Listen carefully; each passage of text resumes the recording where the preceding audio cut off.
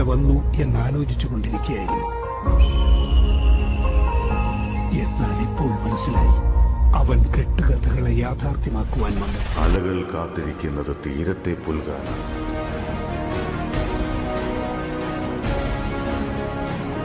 സൂര്യൻ കാത്തിരിക്കുന്നത് ആഴിയിൽ അസ്തമിക്കാനാണ്. ഇടിയും മിന്നലും മലകൾക്ക് പിന്നിൽ പോയി മറഞ്ഞു. എന്നെങ്കിലും തിരിച്ചു വരാനായി. വിധി പോലും വിറച്ചുപോയി.